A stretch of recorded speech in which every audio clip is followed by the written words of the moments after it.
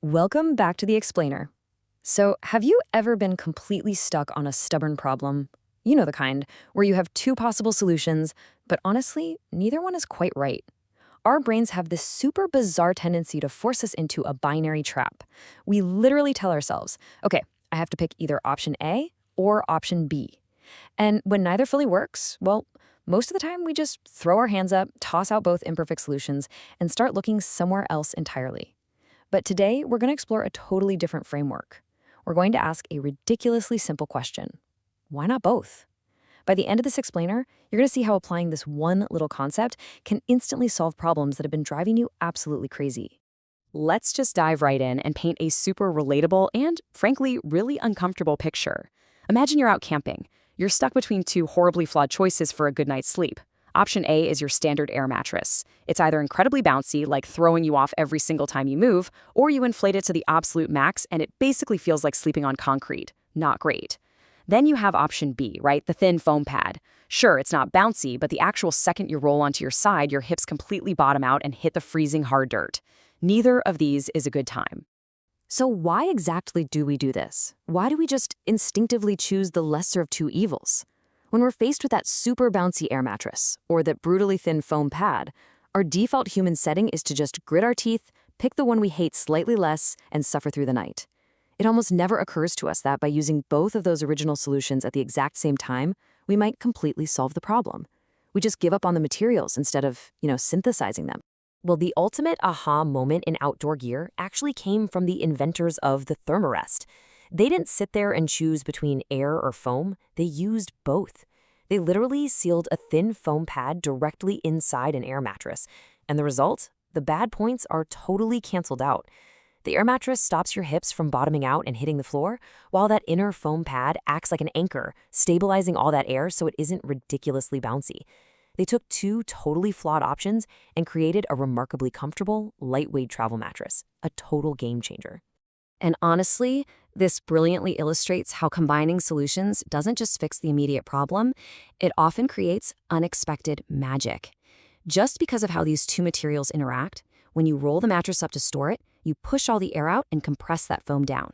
When you close the valve, it stays completely flat.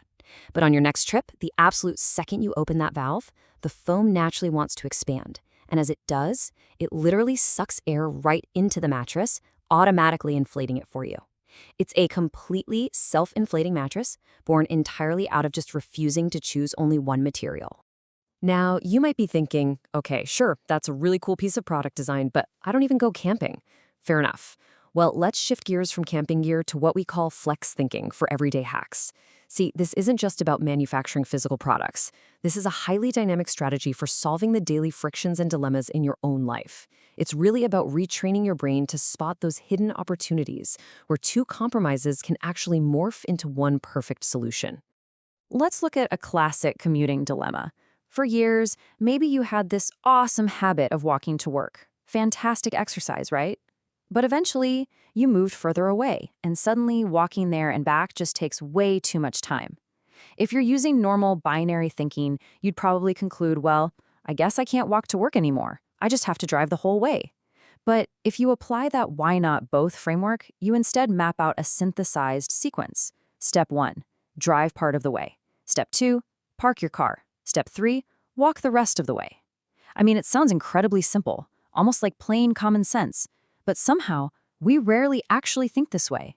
You get the speed and convenience of the car, and you still get your daily exercise. Okay, let's try another one.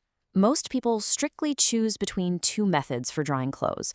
On one hand, you have line drying outside. It saves a ton of electricity or natural gas, which is fantastic. But let's be totally honest here. The clothes usually come out incredibly stiff, rough, and just sort of crunchy to the touch. On the other hand, you have machine drying. The clothes come out beautifully soft and wrinkle-free, but it uses a massive amount of expensive energy. So again, we usually just pick our poison and live with it. But here is the brilliantly simple why not both solution that's basically staring us right in the face. Just line dry your clothes completely, or at least mostly, outside to save all that energy, and then just throw them into the dryer and spin them for a few brief minutes. That short little tumble is all it takes to break up the stiffness, leaving your clothes soft, comfortable to wear, and largely guilt-free on your energy bill. Best of both worlds. All right, let's raise the stakes a bit here. To invest or not to invest? How many of us have found ourselves in absolute, total paralysis when considering what to do with a chunk of savings? You're terrified of risking your hard-earned cash in a volatile market, but you're equally terrified of inflation just eating away at it if you keep it safely tucked under the mattress. Most of the time, this binary choice paralyzes us so much that we do absolutely nothing. Or we just blindly throw caution to the wind to stop the agonizing tension of having to decide. The answer is actually an instant, satisfying resolution. 50% invested and 50% saved. By simply dividing that money into 2 equal parts, you cure the financial paralysis entirely. Think about it. You've chosen to invest one part, capturing that potential upside, and you have actively chosen not to invest the other part, guaranteeing your safety net. You're basically employing why not both to completely bypass your own psychological roadblocks. Let's lighten things up for a second. We inherently view disposable plastic utensils as strictly single-use items, right? But applying flex thinking reminds us that while they are technically disposable, they are also fully washable. There's literally no law saying you have to throw them away after one use. Using plastic forks at a big family picnic stops your good, expensive silverware from getting accidentally thrown out or lost in the grass. But you can just gather up those plastic forks, wash them, and use the exact same ones again next time. They are simultaneously disposable and reusable. Now, let's escalate again to a highly complex, high-stakes negotiation that honestly happens in medical clinics thousands of times a single day. A patient comes in feeling absolutely awful with a cold or the flu, and they demand an antibiotic. The doctor, however, is unsure if the illness is caused by a bacterium, which antibiotics actually fix, or a virus, which they definitely don't. Faced with an angry, miserable patient, a lot of doctors feel totally trapped in a binary choice. Either refuse the patient and cause a huge conflict, or just give in and prescribe a completely unnecessary antibiotic, which we know is terrible for global health. So what's the ultimate medical compromise here? Well, the doctor employs the why not both strategy. They write the physical prescription and hand it over to the patient, completely satisfying that patient's immediate demand to feel heard and protected. But they instruct the patient to only fill that prescription if very specific worsening bacterial signs appear over the next few days. The doctor's giving the prescription, and it's highly possible the patient won't actually end up using the medication.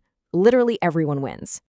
So we've looked at camping mattresses, commuting, crunchy laundry, personal finance, and even complex medical prescriptions. The pattern across all of these is undeniable. And now it's time to distill this magic concept down into concrete rules that you can actually take home with you. We are going to build your very own why not both mental toolkit. Okay, the really crucial point here is identifying when you've actually found a valid synthesized solution. Rule number 1, each option contributes a totally different strength. Think about it. The air gives the cushion while the foam gives the stability. Rule number 2, the combination solves a much bigger problem than either option could ever solve alone. And rule number 3, honestly, this is the most important one, the result is an actual improvement, not just a watered-down compromise. You aren't just meeting halfway and being equally miserable. You're creating a vastly superior outcome. I want to leave you with this lingering, kind of provocative thought. The very next time you find yourself stuck, just agonizing over a strict binary choice, this or that, option A or option B, I want you to stop asking yourself, which one should I pick? Instead, step back, look at the problem, take a deep breath, and ask yourself, how do I get the benefit of both at once? The answer to that question might just change absolutely everything. Thank you so much for joining me on this explainer, and I will see you next time.